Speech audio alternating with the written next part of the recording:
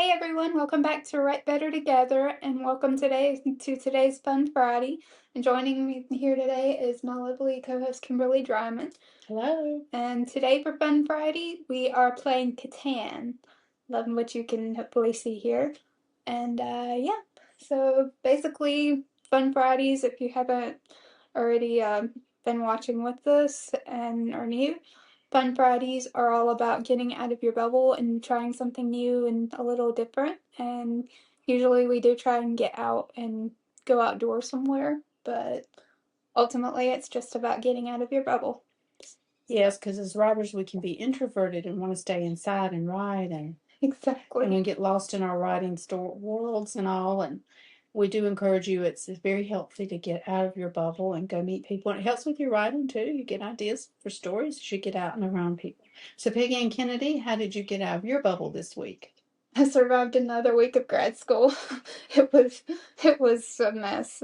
I'm basically almost reading 3 books a week now. It's been a little slower the past few weeks, I guess, but between that and the writing center, I have been meeting several students at the writing center lately as midterms are approaching and students are kind of getting scared and needing some help on their papers. So there's been that. I've been talking to some of them, trying to help them revise and proofread and stuff. Well, not proofread, we're technically not supposed to proofread, but anyway. You're helping them learn how to proofread. Yes. Yes. I'm helping them learn how to revise and do better on their papers, I guess. That's been a perfect job for you working in the writing center, helping. It's been fun. It's usually more scholarly focused, like literature papers or exposition and argument kind of thing. But every once in a while, I'll get a creative writer in there, and that's always a lot of fun. So, yeah. So, Kimberly Drymon, how did you get out of your bubble? So I didn't do a lot of getting out of my bubble this week, but I did go to church and I went to a new women's Bible study group that started up. We've met before in the past, so I know the ladies. It's a good group. They're very encouraging, and I encourage you to find a small group too. If you don't do church, a writing club, or start a new hobby, something like that, because it's good to have encouragement from a small group of people you can get to know and share with them, and they're on your side and give you some advice sometimes. So that's what I did, and we were hoping to go out today, but as Peggyann said, we weren't really able to because of the weather. We have a bit of severe weather may be coming our way this evening, and chance of golf ball sized hail, tornadoes, heavy winds. So We didn't want to risk getting caught and all that. we didn't want to be out and about trying to get home in the middle of that. So we decided to stay home and play Catan and have a good time. And Catan is an interesting game. I'd never played it, but we had seen it on Big Bang Theory. We watch a lot of reruns of that. And Peggyann wanted it for Christmas, so I've been playing it with her. And we do a two-person version. You're supposed to have at least 3 people, but for us it works as 2 people. Some people say it doesn't for them, but we have a good time doing it. If you like Monopoly, you like it. It's similar.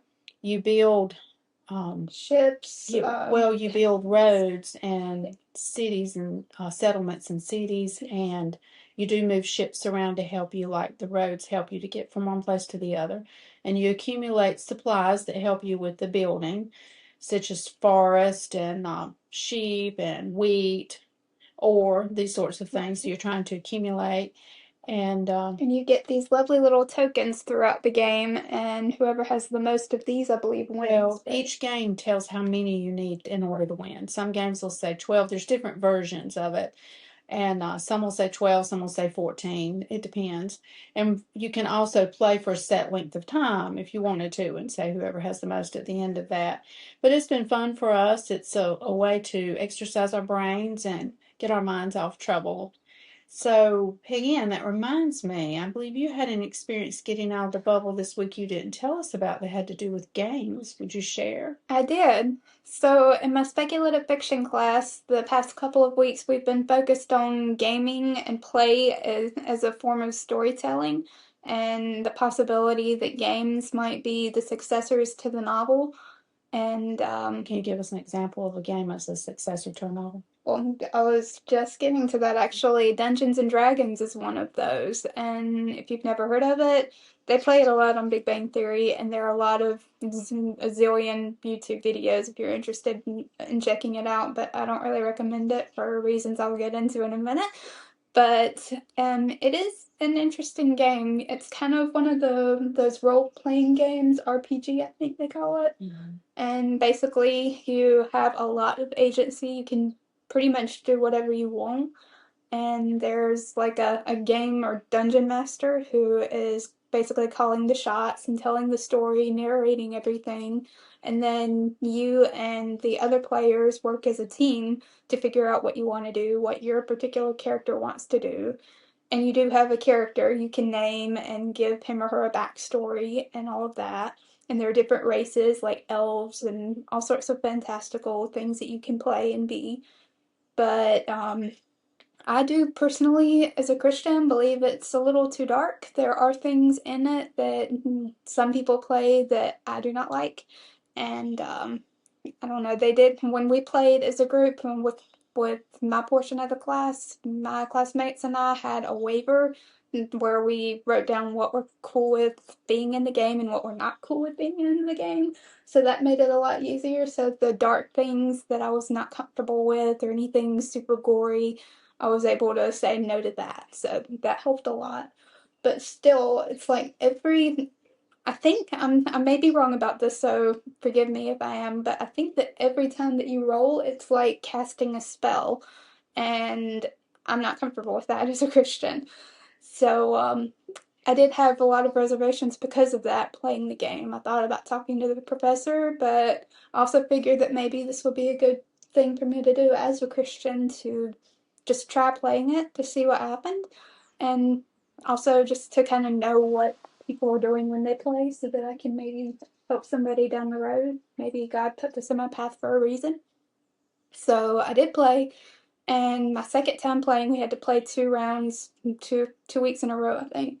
So 2 sessions. So my second time playing, we captured a goblin in the game, and some of my friends in the game or my classmates were wanting to give this goblin weapons and make friends with them.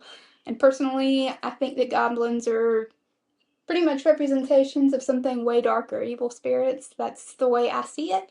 So I had a lot of issues with trying to be friends with a goblin. So my character basically nuked the goblin and killed him because I was playing as a warrior of God, and my character would not do that, and I would not do that.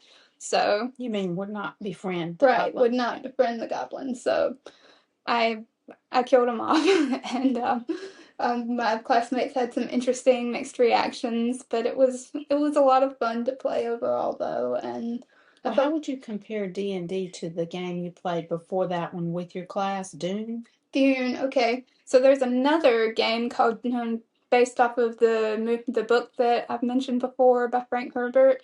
It is a wonderful book, and I highly recommend the read if you're into fantasy or sci-fi. But that game doesn't have as much agency, and we were talking about it in class that I don't know, there were a lot of rules to it, and it was really confusing, and it didn't really feel like we were playing as the characters or anything. It didn't. I don't know how to describe it, but I personally didn't like it because I was still trying to figure out the rules even when we were almost done with the game. But ultimately, as I said, the agency was the thing. I think people favored Dungeons and Dragons because you can pretty much do whatever you want there. It's not as fixed. It's more creative on the spot. Right, exactly. And yeah, I don't really know how to describe Dune because I only played it the one time, but it does have a lot of roles, like 9 different phases and a whole bunch of different actions that you can take during that, and you have to be very careful about what you do, and it's very confusing. It's very confusing. So yeah, but Well, with Catan, it's not role playing for sure what we're going to play this afternoon, and it's not got any evil components to it right. either one. So It's basically just collecting gold or ore or bricks, that sort of thing. And like Mama mentioned, or Kimberly Drymon mentioned, building roads and what do you call these things? Settlements and cities, that sort of thing. So that's really nice. And also, this is kind of a specialized edition. It's the Seafarers Edition, which allows you to build ships. There are different packs that you can add to the basic Catan game. But if you go to buy the Seafarers, you also have to already have the Catan basic game. Right. And she's going to show you the cover. Right. It looks like this, the basic one. Yeah, so you have to have that. And then there's several packs you can buy, like the Seafaring one, to add to it. Right. To make it more interesting. And personally, I really like this one. As I said, personally, just for me, I can't imagine wanting to play without it. But that's just me. I like the sea component. So it's not technically getting out of your bubble when you stay at home and you're playing, but it would be if you invited other people. Yeah. But it is something to do for us when the weather's bad. But we promise to get out of the bubble doing something else coming this week. Yes, but I highly recommend trying Catan or some other game that you're interested in, inviting some friends, having a pizza party or something. It would be a really good time. But yeah, thank you very much for watching, and I hope that you have a wonderful weekend. And please, if you haven't already, tune in and watch our from previous Writer Wednesday, in which I interviewed Stasha Cole. She's actually the English Graduate Student Association's president. I think I left that out in the video. I apologize to her and to everyone. But she's done a lot of really awesome poetry, and she actually does a reading for us in the interview. So please watch. She's a very interesting and very sweet girl, so please check that out. And check out our Mechanics Monday. Yes, we'll be talking about all the different ways you can get down a rabbit hole with your writing and all the fun little annoyances that can arise. Some style questions. Yes. So I'll be talking a lot about what I've learned in the Writing Center and in college, like the MLA in Chicago, APA, all that fun stuff. And out there where I got stumped and lost for hours in the rabbit hole. So please join us, and thank you very much for watching. If you're where there's any bad weather this evening, stay safe, keep weather aware. Yes. Have several ways of getting weather notifications. Yes. And remember, we could not have done it without you. Bye.